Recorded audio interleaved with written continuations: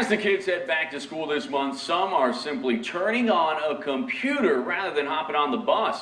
Online schools have seen a huge increase in enrollment over the past few years, but some say that's the easy way out. Joining us now, Brian Rasta, the principal of the Arizona Connections Academy, and you say, no, that's not the case. That's right, Tyler. I think what we're finding across Arizona is that when online schools started 9-10 years ago, it was pretty much a niche market. You saw students that, for whatever reason, couldn't go to a traditional brick and mortar school, whether these students had health issues or they were involved in athletics or they were a singer or something where they couldn't fit their normal day into the typical traditional campus-based school day.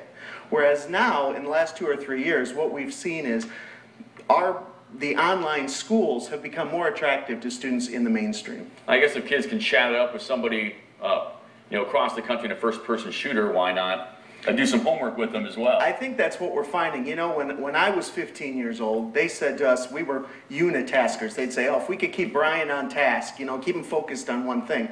I have a 15-year-old myself.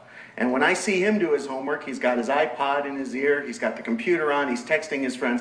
This generation, they're multitaskers. And unfortunately, most of the traditional schools are still stuck in 1984. You go to their classrooms, they don't look much different from when you and I were in them. Now, what about the argument that somebody would say, hey, they need their friends? The social aspects of a school are so important. Absolutely. And if you're just sitting in front of a monitor or a TV, wouldn't you be missing that? For example, people complain about kids whose friends are Facebook friends and not friends they're playing in the schoolyard with. Absolutely, and I think that's been the biggest focus in the last 2 or 3 years.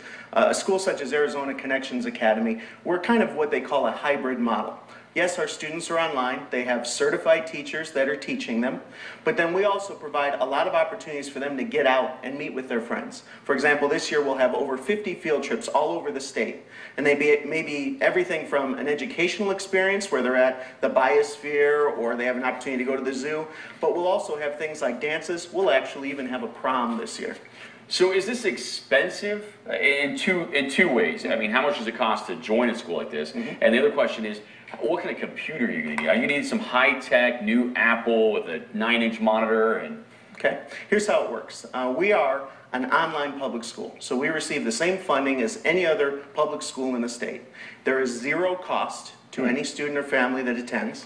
When you enroll, you receive a couple of days later a huge box full of materials. Included in that box are a full HP desktop computer with a flat screen monitor, a headphone set that includes a microphone because students have the opportunity to talk in their lessons and interact with their teacher and other students.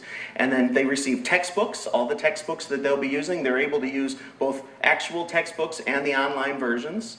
They receive novels, and students receive all kind of manipulatives, like if you're taking a science class, you receive goggles and all the materials that you'll need to be able to do the same kind of things at home that you would do in a classroom. Do you have any type of sports? I'm guessing no football team. No football team. You guys get together and get to start up an MMO together where the kids can head out and play some kind of... I think it's important that when we put together, and it's our teachers, we currently have over 50 teachers all over the state, and they help to plan the student activities. And we actually yesterday had a back-to-school event both in Phoenix and Tucson where students came out and they did roller skating and things like that. The teachers try and create student activities that also involve, one of my teachers said he's going to do frisbee golf. Another one said they're going to go hiking, so we try and get physical things involved as well. Hey, Brian, I appreciate it. Thanks so much for coming in. All right. Thank you so much. Let's get it over to Brittany, who is out and about this